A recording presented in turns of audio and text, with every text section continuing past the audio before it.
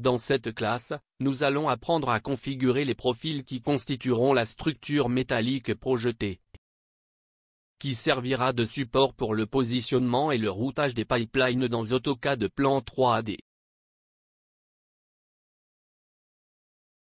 Avec la conception et le dessin ouvert, dans l'onglet Structure, nous sélectionnons l'option Montrer. Voir qu'une boîte de dialogue s'ouvre, où nous allons configurer le profil qui sera utilisé, ainsi que son orientation lors de l'ajout à la structure. La première étape consiste à informer le modèle de profil que nous suivrons, dans Shape Standard, où nous avons trois options. EISC fait référence à la norme américaine. Le CDTCH fait référence à la norme canadienne. Et DIN fait référence à la norme allemande.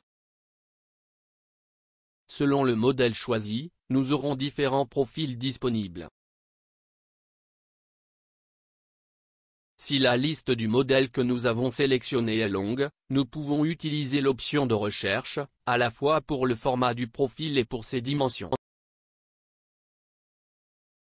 Il suffit d'entrer des informations de type ou de taille, par exemple, dans la norme allemande DIN, nous allons chercher des profils carrés qui ont une certaine dimension de 200 mm. Pour ce faire, nous entrons carré dans la boîte montrée, se référant au format carré, et 200 dans la boîte pour les dimensions.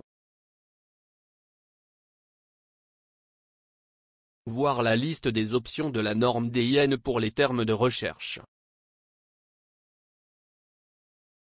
L'étape suivante consiste à configurer le matériau pour la fabrication du profil. Nous déclenchons d'abord le matériau standard, et à partir du modèle choisi, nous pouvons sélectionner le code de matériau dans le champ indiqué.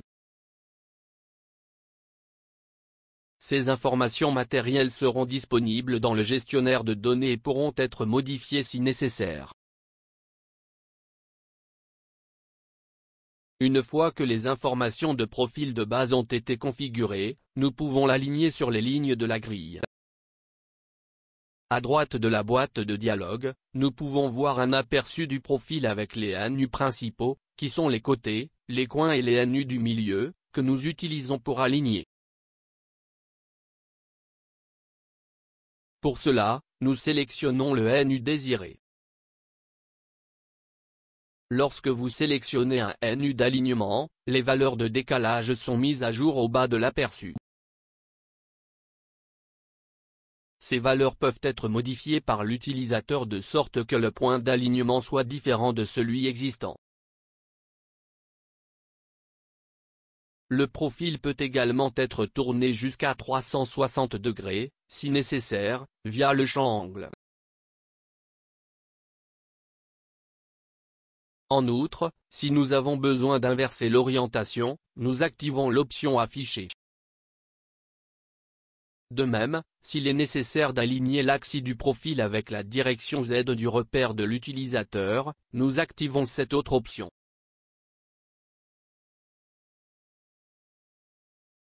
Une fois l'information de profil configurée, nous le positionnerons sur la grille, en choisissant les points de préférence avec le snap aux objets activés, suivi.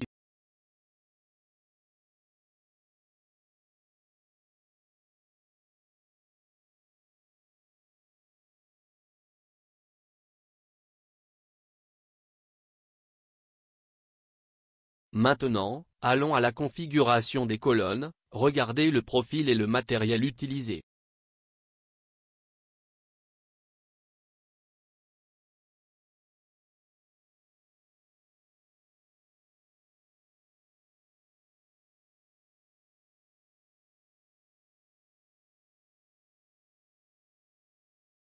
Pour les ajouter à la structure, nous cliquons pour positionner le point de départ et de fin de la colonne.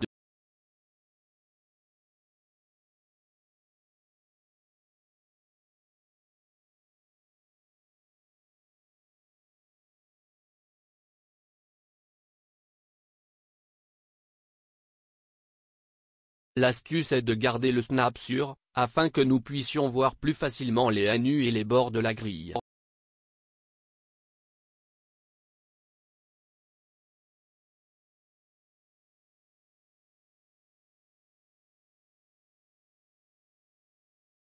Notez que plan suppose le point de terminaison que nous définissons comme le début d'un nouveau profil. Nous appuyons sur Échappe pour annuler l'insertion continue, et Entrée pour activer à nouveau la commande.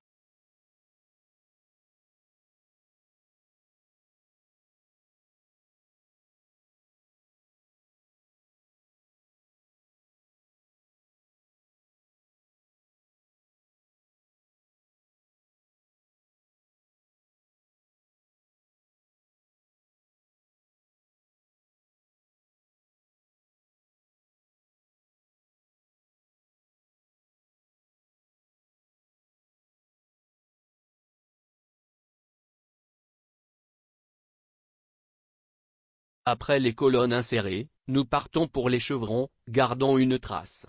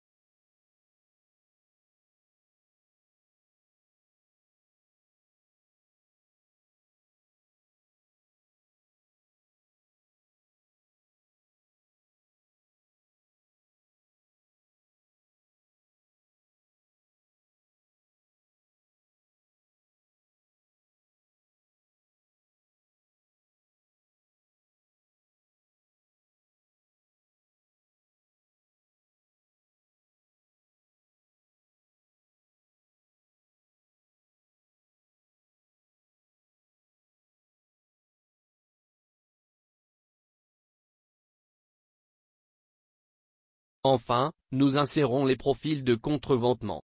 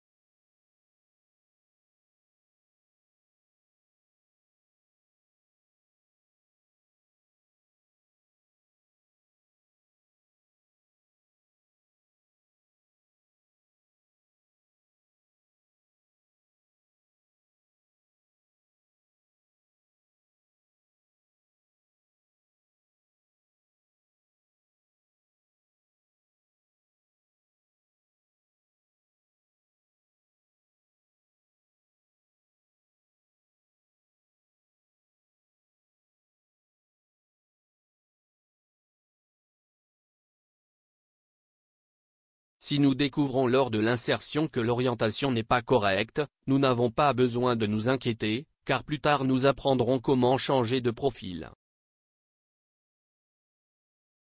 Dans cette classe, nous apprenons à configurer des profils et à les insérer dans la grille.